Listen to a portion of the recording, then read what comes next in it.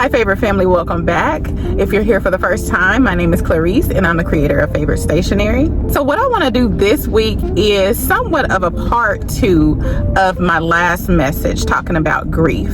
So I'm going to get right into it and say you cannot unsee it anymore. So one of the hardest parts about growth and healing is realizing that once God gives you discernment, you cannot unsee what he reveals to you. And so I took the time to look up the definition for discernment. Discernment is the spiritual ability to perceive, understand, and judge things clearly. Discernment is great, okay? But you cannot unsee when something no longer aligns.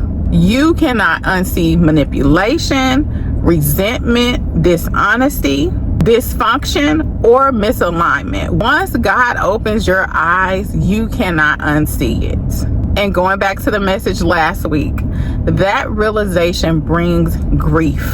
If you didn't see last week's message, you go back and look at that after this one. Listen, sometimes the people you once felt the safest with, they begin to become unfamiliar. And it's not necessarily because they changed overnight, but you changed. Your standards have changed and your spirit has changed. I'm going to tell you something about growth.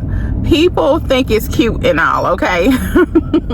And growth is good, but it will change what you can comfortably participate in. And once your spirit no longer agrees with something, forcing yourself to stay connected to it is like pulling teeth, okay? It creates inner conflict. That's why some of you feel exhausted around certain people now. You're more than likely trying to force alignment where God has already told you to create distance. And the difficult part is many of us, I am one of those too, we be wanting more confirmation after God done already told you, girl, okay? God done already revealed the truth, but you want to be sure. Deep down, we want things to go back to the way they were before we saw things clearly. But discernment from God changes everything. Grieving that change is normal. Corinthians 6:14 reads, "Do not be unequally yoked with unbelievers. For what partnership has righteous with lawlessness? Or what fellowship has light with darkness?" So this message is not only about relationships in the traditional sense. It is about spiritual alignment. Not everyone can go where God is taking you. And not every connection is meant to continue in the same way. Listen, some people are just assigned to a chapter, not your entire life. And it's a part of that is hurtful, okay? I understand we are human. A lot of us have loving hearts and we don't necessarily want to release people. We want to make things work. You want peace, you want understanding, you want reconciliation, but true growth requires acceptance. And it's acceptance that not everyone is going to grow with you. Not everyone will understand you. Not everyone will celebrate your healing. Not everyone is aligned with the version of you that God is calling forward. So this is not coming from a place of hate or bitterness, and it's not coming from a place of wanting us to stop loving people.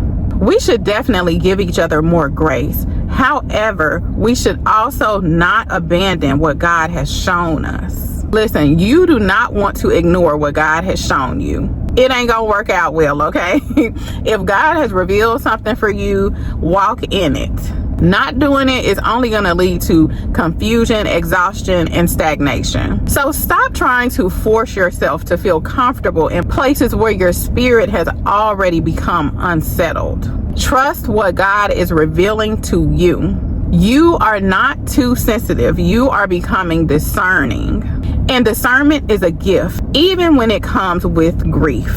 And so I'm going to leave you with the affirmation. I trust the discernment God has given me.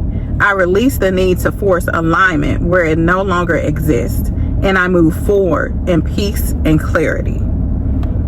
So have you ever experienced the grief that comes with realizing that a person no longer aligns with where you are going and who you are becoming? If you have been struggling with this, y'all know I got my book. This is a really good place to start, because a lot of us struggle with people pleasing at the root of all of this.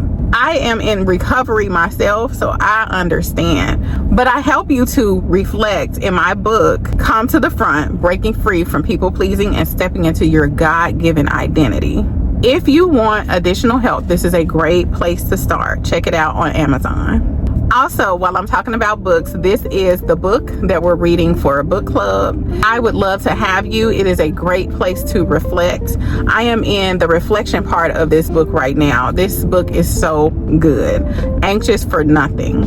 And so our next meeting is going to be at the end of next month in June. All of these links are down below. I hope you enjoyed this one, and I'll see you right here next week at Favorite Stationery. Goodbye. Like, share, and subscribe.